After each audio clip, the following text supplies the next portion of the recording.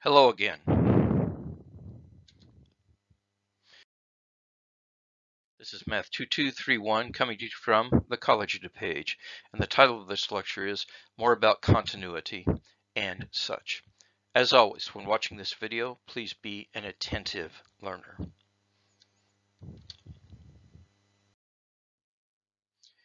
We have some properties of continuity. So if we have a continuous function, if b is a real number and f and g are continuous at a point x equals c, then the following functions are also continuous at x equals c. So if you take a scalar multiple of a continuous function, you get a continuous function. The sum or difference of continuous functions is also a continuous function. The product of continuous functions is also continuous, and the quotient of continuous functions, assuming that the denominator is not equal to 0, is also continuous. Now, there can be proofs of these, but epsilon delta proofs are not the major focus of COD math.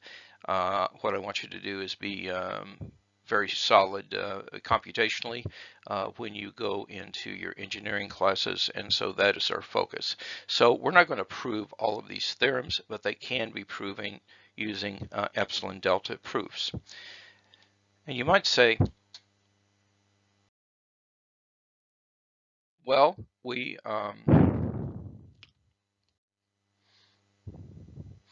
again, at COD, it is important that you be able to recognize functions that are continuous at every point in their domain. So for example, if you use that theorem that we just had, you know that a polynomial will be continuous at every function in its domain. You know that a rational function, as long as the denominator doesn't equal 0, will be a continuous function. The nth root will be a continuous function within its domain, as well will be the trig functions. So there's actually a wide variety of elementary functions that are continuous, and you will just be able to happily assume they are. And in fact, that is even true if you do composition of continuous functions. And we'll be looking at that in just a bit.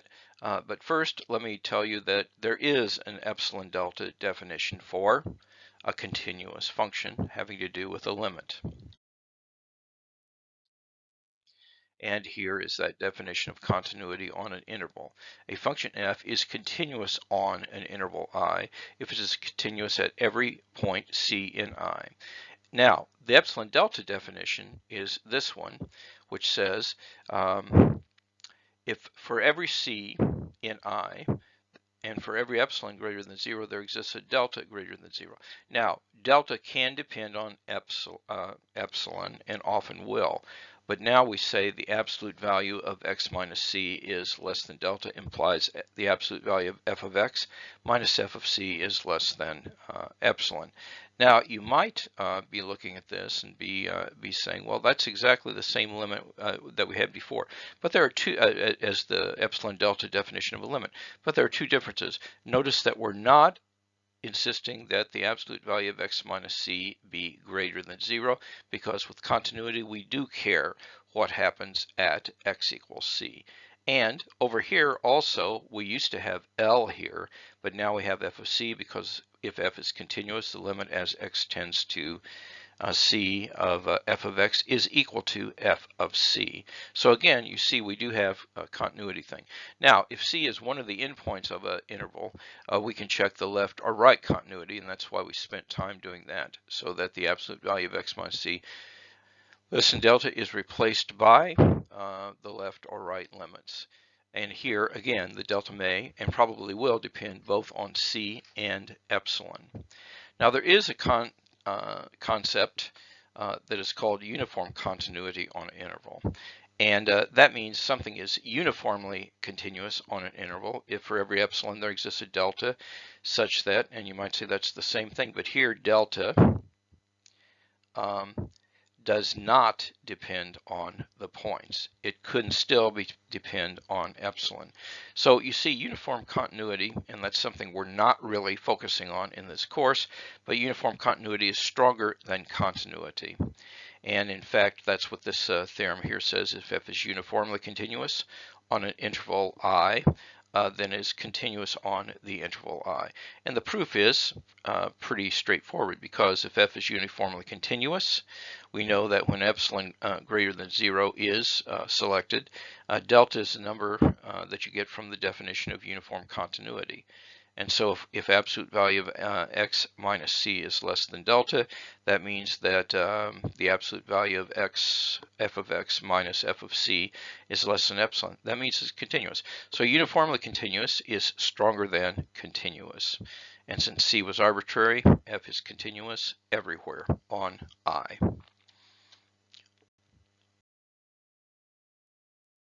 And there are even more theorems, and if you have f defined on an interval I, then and it's continuous, and I is a closed and bounded interval, and it does have to be closed and bounded, then it can be shown that f is uniformly continuous on I.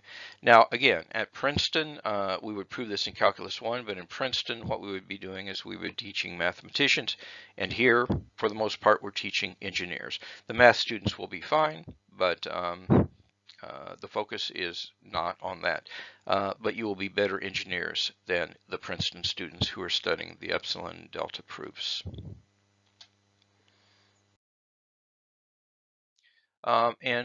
You could show, for example, that using the Epsilon Delta technique, that the square root function f of x equal the square root of x is continuous on the half open interval. So that starts at 0 and goes to infinity. And so we'll pick x bigger than or equal to 0 and epsilon greater than 0. We're taking x bigger than or equal to 0 because that's the interval that we're on. Okay, so it's sufficient to show that there exists a delta such that for every y in the interval, the absolute value of x minus y less than delta implies that the absolute value of the square root of x minus the square root of y is less than epsilon. Now here we employ a technique that you've seen before. We're multiplying by 1 in a clever way. So if I have the square root of x minus the square root of y, I can multiply top and bottom by this, and I get this expression. Up here I get a minus b times a plus b, so this is a squared minus b squared, and that's the denominator. So case 1, if x is greater than 0, we can choose delta, and delta can depend on x to be x over the square root of epsilon.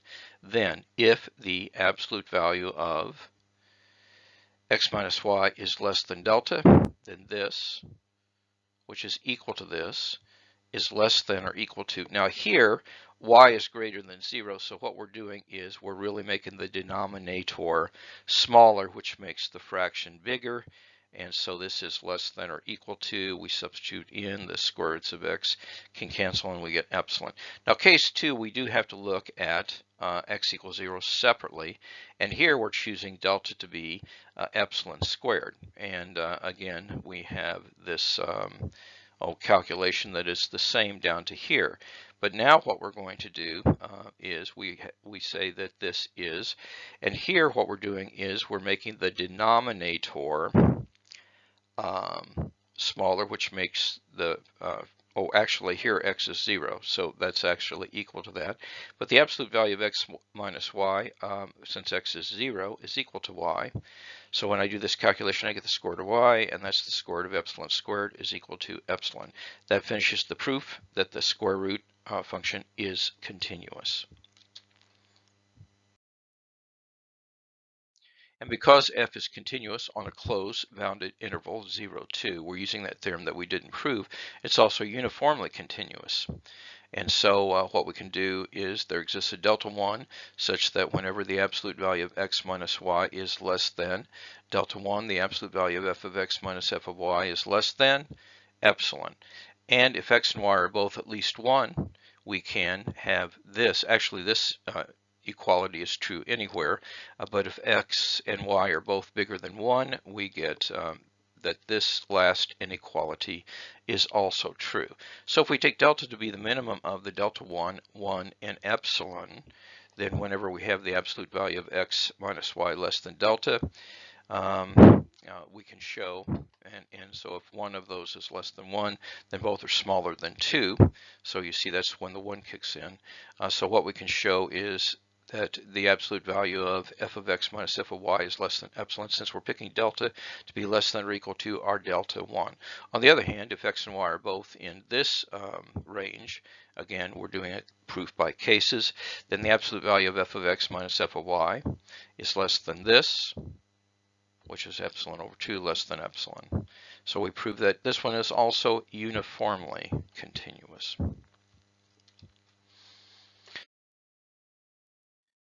We're returning back to Math 2231 mainstream, but maybe you're happy that we're not focusing on epsilon delta proofs. Here's the theorem that I was alluding to, and we know that these, because of the sums and quotients and stuff that we just talked about, but the next theorem says that if G is continuous at C and f is continuous at G of C, then the composite function is also continuous. And that means much more complicated functions like this. The sine of 3x, the square root of x squared plus 1, and the tangent of 1/0x are all continuous within their domain. So let's discuss a few of these. So let's talk about y equals f of x equal the tangent of x. Well, the graph of this looks like this.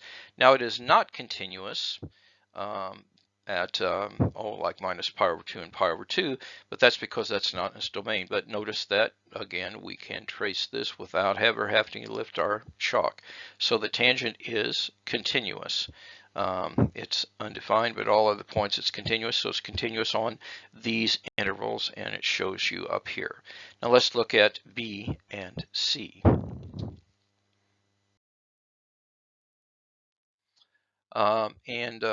B, because this is continuous except at x equals 0, and the sine function is continuous for all real values, then this composition is continuous. Now, at x equals 0, we redefined the function, and we defined it to be its limit. And so what happens is you remember that the limit as, here's the way we redefined it. And so we redefined it to be at limit. So this actually is now a continuous function because of the redefinition. In number C, this function is similar to the one in part B, except that the oscillations are damped. That means you see we're multiplying this by x, and so you're going to have the oscillations are going to be damped.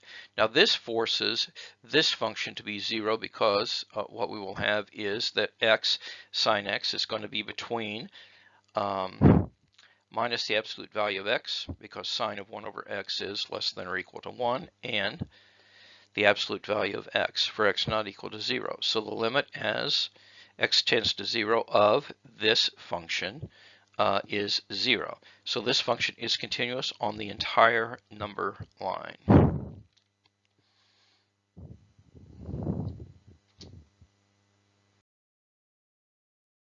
In closing, now more than ever, time is precious. Each day must count. Do the math. It will make you strong. And now more than ever, take care of yourself, because self-care is important, and of each other. We're all in this together. God bless you all.